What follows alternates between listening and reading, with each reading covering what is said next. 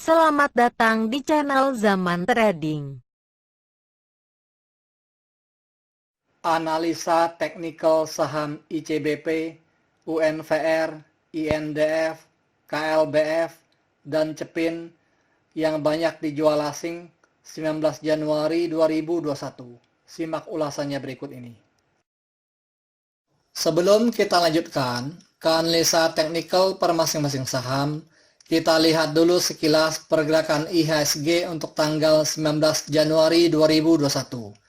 Pada penutupan perdagangan, tanggal 19 Januari 2021, IHSG ditutup pada angka 6.321,86, melemah 67,98 poin, sebesar minus 1,06%, dengan net buy asing sebesar 262,8 miliar untuk seluruh pasar. Walaupun IHSG melemah, tetapi asing memborong beberapa saham sehingga net buy asing masih plus. Sektor pertambangan mencatat pelemahan 72 poin sebesar minus 3,36%. Sektor properti mencatat pelemahan 11 poin sebesar minus 2,60%. Dan kedua sektor tersebut menjadi kontributor terbesar bagi pelemahan IHSG pada tanggal 19 Januari 2021. Untuk grafik MACD-nya terlihat garis birunya sudah menyentuh garis merahnya untuk bergerak menurun ke bawah. Hal ini mengindikasikan bahwa IHSG akan memasuki masa bearish-nya untuk beberapa hari ke depan, dan setelah itu baru mulai bergerak naik lagi. Diperkirakan IHSG akan bergerak ke arah garis MA20 yang berada pada angka 6.215. Untuk grafik akumulasinya, secara umum terlihat masih bergerak naik ke atas sejak tanggal 1 Oktober 2020 sampai tanggal 13 Januari 2021. Dan setelah itu grafiknya terlihat bergerak menurun sampai sekarang. Karena asing take profit dan grafiknya berada di sekitar garis angka 309 miliar. Akumulasi asing terlihat telah menurun banyak jika kita bandingkan dengan akumulasi pada tanggal 13 Januari 2021 yang waktu itu grafiknya berada di sekitar garis angka 345 miliar.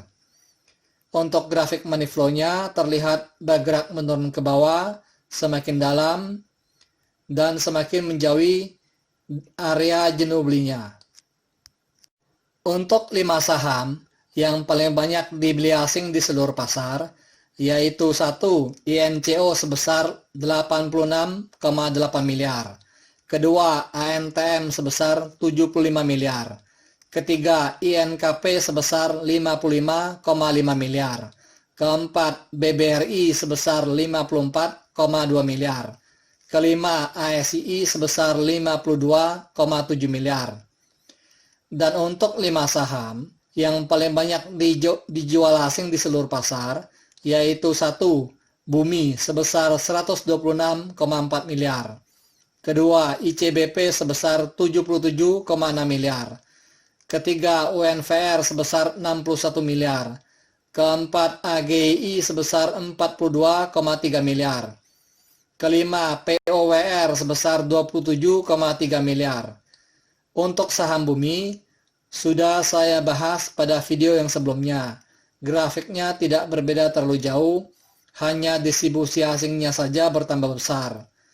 Karena pada tanggal 19 Januari 2021 ini, IHSG melemah, maka saya akan membahas saham-saham yang masih tergolong ke dalam top 10 besar yang banyak dijual asing saja. Pada penutupan perdagangan, tanggal 19 Januari 2021, harga saham ICBP ditutup pada harga Rp9.750, menguat 125 poin sebesar 1,30% dengan net sell asing sebesar 77,6 miliar dan merupakan top outflow nomor 2. Untuk grafik MACD-nya, terlihat garis birunya berhasil memotong garis merahnya untuk bergerak naik ke atas pada tanggal 15 Januari 2021. Dan setelah itu garis birunya bergerak di atas garis merahnya sampai sekarang. Hal ini mengindikasikan bahwa sinyal bullish continuation-nya masih ada. Sepertinya harga saham ICBP ini akan dikerek naik di atas garis resistennya yang berada pada harga Rp9.790. Untuk grafik distribusinya terlihat bergerak menurun ke bawah sejak tanggal 29 September 2020 sampai sekarang semakin dalam. Hal ini menandakan bahwa saham ICBP ini banyak didistribusi oleh investor asing. Distribusi asing sejak tanggal 30 Desember 2020 sampai sekarang sudah mencapai sekitar 213,208 miliar. Untuk grafik money flow-nya terlihat sedang bergerak mengarah ke area jenuh belinya. Masih sangat jauh dari area jenuh belinya. Pada penutupan perdagangan tanggal 19 Januari 2021, harga saham UNVR ditutup pada harga Rp7.575, menguat 75 poin sebesar 1% dengan net sell asing sebesar 61 miliar. Untuk grafik MACD-nya terlihat garis birunya berhasil memotong garis merahnya untuk bergerak naik ke atas pada tanggal 18 Januari 2021. Dan setelah itu garis birunya masih bergerak di atas garis merahnya. Seolah-olah sinyal bullish continuation-nya masih ada. Tetapi volume distribusi asing pada tanggal 19 Januari 2021 sekitar 2,5 kali lebih besar dari hari sebelumnya. Oleh karena itu, harga saham UNVR ini masih berpotensi untuk melemah lagi. Apalagi harga penutupannya masih jauh di bawah garis resistennya yang berada pada harga Rp7.718. Untuk grafik distribusinya terlihat bergerak menurun ke bawah sejak tanggal 22 Oktober 2020 sampai sekarang semakin dalam. Dan grafiknya sudah berada di bawah garis angka minus 600 juta. Hal ini menandakan bahwa distribusi oleh investor lokal pada saham UNVR ini sudah semakin membesar.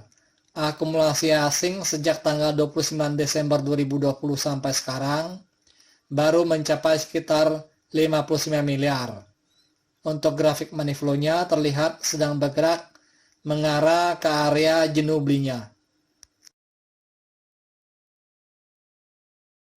Pada penutupan perdagangan tanggal 19 Januari 2021, harga saham INDF ditutup pada harga Rp6.800, melemah 50 poin sebesar minus 0,73%, dengan net sell asing sebesar 23,5 miliar. Untuk grafik MACD-nya, terlihat grafiknya bergerak sideways sejak tanggal 21 Desember 2020 sampai sekarang.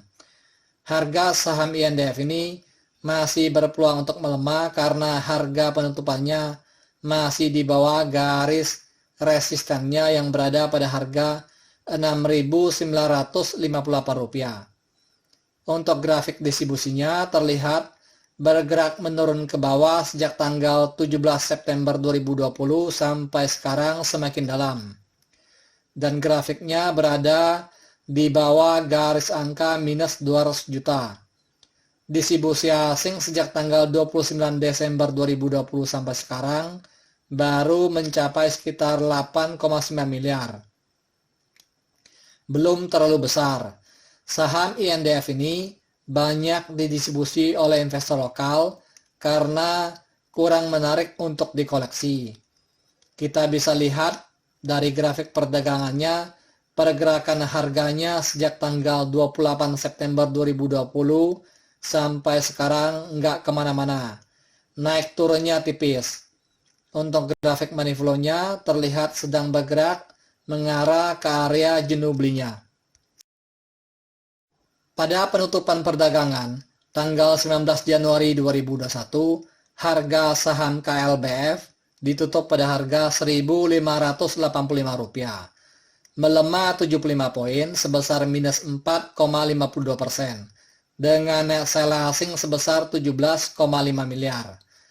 Untuk grafik MACD-nya, terlihat garis birunya berhasil memotong garis merahnya untuk bergerak naik ke atas pada tanggal 8 Januari 2021, dan setelah itu garis birunya bergerak di atas garis merahnya sampai sekarang.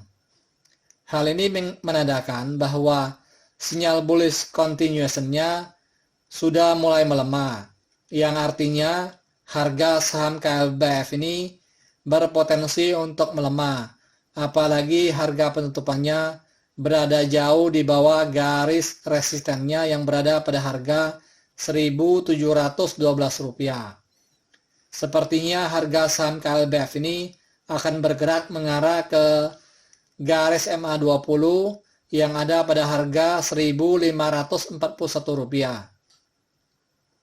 Untuk grafik distribusinya terlihat telah menurun dalam sangat drastis pada tanggal 11 Januari 2021 sampai sekarang, dan grafik distribusinya telah berada jauh di bawah garis angka minus 1 miliar. Hal ini menandakan bahwa saham KLBF ini banyak didistribusi oleh investor lokal dan investor asing. Akumulasi asing pada saham KLBF ini sejak tanggal 29 Desember 2020 sampai sekarang baru mencapai sekitar 35,8 miliar. Untuk grafik money flow-nya terlihat sudah meninggalkan area jenuh belinya sejak tanggal 14 Januari 2021 sampai sekarang. Pada penutupan perdagangan tanggal 19 Januari 2021, harga saham Cepin ditutup pada harga Rp6.425, melemah 250 poin sebesar minus 3,75%, dengan net sell asing sebesar 16,3 miliar. Untuk grafik MACD-nya, terlihat telah terjadi dead cross pada tanggal 29 Desember 2020, dan setelah itu garis birunya bergerak di bawah garis merahnya sampai sekarang semakin menurun. Hal ini mengindikasikan bahwa sinyal bearish-nya masih cukup kuat, yang artinya harga saham Cepin ini berpotensi untuk turun ke harga supportnya yang berada pada harga Rp6.268. Apalagi harga penutupannya sudah berada jauh dari garis resistennya yang berada pada harga Rp6.875. Untuk grafik distribusinya terlihat telah bergerak menurun sejak tanggal 18 Desember 2020 sampai sekarang, dan grafiknya berada di bawah garis angka minus 40 juta. Saham Cepin ini banyak didistribusi oleh investor lokal dan investor asing. Akumulasi asing sejak tanggal 29 Desember 2020 sampai sekarang baru mencapai sekitar 22 miliar. Disclaimer, analisa yang telah disampaikan ini hanyalah merupakan sebuah sharing knowledge atau opini berdasarkan data-data dari grafik dan bukanlah merupakan acuan untuk melakukan pembelian atau penjualan. Thank you for watching. If you like this video, please like and subscribe.